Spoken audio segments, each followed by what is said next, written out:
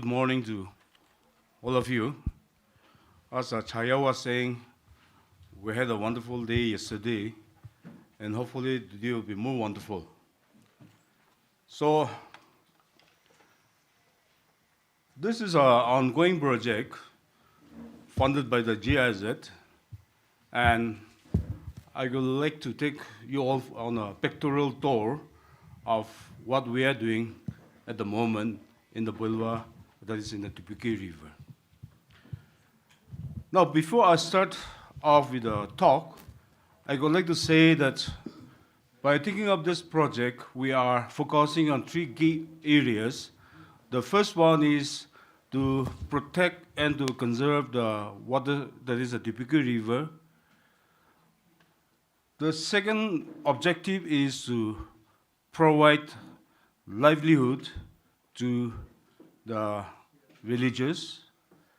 The third objective is to document the fauna of Tripathi River. So, this is an upstream picture of the Tripathi River. It is a very pristine river, I should say, like untouched or undisturbed. And like if you go a bit further down, this is how the river looks. I mean, like it becomes deeper and more turbulent. And finally, this is the final stage of the river, the Tripathi River, under Poilwa jurisdiction. Now, this Poilwa River, it originates from this Jaffu mountain range or the Zuku Valley, and it conclaves with the Parak River. So, basically, this forms a very important drainage system of the state because this is the only river which drains into the Barak River. Here, I would like to stress on one thing. I've highlighted a picture of a basket out there. So, initially, when I went there, people were indulging and using various techniques for fishing. Then, after a lot of talking with the villagers, we had a series of meetings with the village council, with the youth, with the women folk. Somehow we came to a conclusion or understanding that we cannot stop the fishing in the river absolutely. So we came to this particular thing, that is to use only the traditional basket for fishing. So as of now, no other means of fishing is allowed in Tripathi River. And even the villagers now they are saying that after GIZ has come to Tripathi River for this intervention program, the fish population have really increased. And I have seen with my own eyes the increase in the fish population. These are some of the collections that we have made. I'm very sorry, like I won't be able to disclose the name of the fish right now because I'm not authorized. Because GIZ has given the authority to the Zoological Survey of India for documentation of the fauna of this particular river. But I'm just sharing with you all at least the pictures. Those who are familiar with the fish, you'll know the name of the fishes. But for your information, as per my knowledge goes, there are some species which is doubtful. That means they might be new species. So in the left-hand corner, that is this picture, this is a Schizothorax or the snow trout.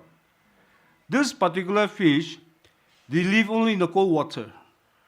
And this particular fish can be used as an indicator of climate change.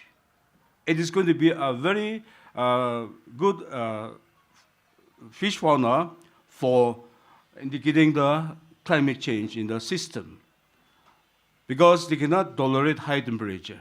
That is the reason. Then you have another slide. It all looks very familiar, at least to the fish biologist. But as I've said, some of the species are still very doubtful whether this is the right species or not.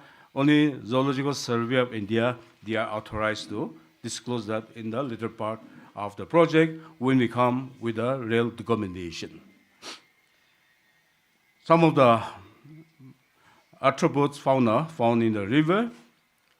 And for your information, we have only done the preliminary works. Extensive work will be done from December onwards, till the post-monsoon season. So, as I've said, we are trying to conserve the river system.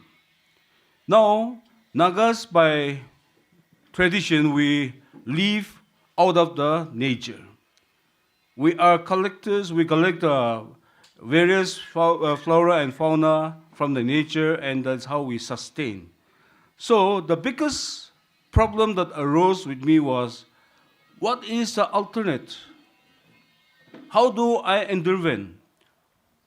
I mean, if I just tell them like, you stop fishing and take away their livelihood, I think I'm doing a very cruel thing. So I have to devise some ways and means to give them some alternate livelihood. So I came up with this idea of rearing frog, because frog is a delicacy among the Nagas. Then the next one was the bedicum fish culture. Then the next one was the snail culture in the paddy fields. So these are the three intervention programs that we have started initially. Another program that we are planning to take up is the apiculture, under this, the rearing of the stingless bee. The honey of the stingless bee is considered to be medicinal. We have been using it in our traditional medicinal system, and I have already devised the ways to divide the colonies and designing a box so that without disturbing the bee colonies, we can harvest the honey. So these are the 4 programs that we are initiating under this NEREC project in Poilwa village. So, as I've said, these are the pictures of where the bedicum fish culture has been done. In the previous one also the same thing, and then the snail culture is done. And the 2 slides at the bottom, one is the fish that's been harvested this year, and the snails which has been harvested. Now regarding the snail, as per our survey, we found that there are 2 varieties of snail in the village paddy fields. One is the indigenous variety, the other one is the exotic variety. So what we are doing now is to exterminate or remove the exotic varieties and rear only the indigenous varieties, so that since it has got more market value. So that is what we are doing. These are the various activities or the meetings, the series of meetings that we have performed in the village with various groups, with the elders, with the youth, with the women. We've been interacting with them, trying to convince them that instead of just depending on the rivers, if you can have that kind of activities, that is rearing of the other animals, it will also fetch the same value. So this is a continuation of what the activities, all the activities that we are performing. And these are some awareness programs that we have initiated in the village in the form of a poster campaign. And this is going to continue in the near future also. Glimpses of the water chemistry part that we've been performing. And this is going to be a continuous process. And here we are even teaching the villagers how we are doing the analysis of the water. So that in the near future, if you can provide the necessary kit, they also can do things at their own. Because as a researcher, we should not just confine the knowledge to ourselves, but we should disseminate the knowledge even to the people. So that is the objective of taking into confidence even the villagers while we are performing this kind of experiment. So finally, a slide about the ZSI team visit. All of us were absolutely tired, walking kilometers after kilometers in the hilly terrain, and it was a nice experience working with the dog scientists, or those who are very knowledgeable, and that's how this work has been continuing. Thank you.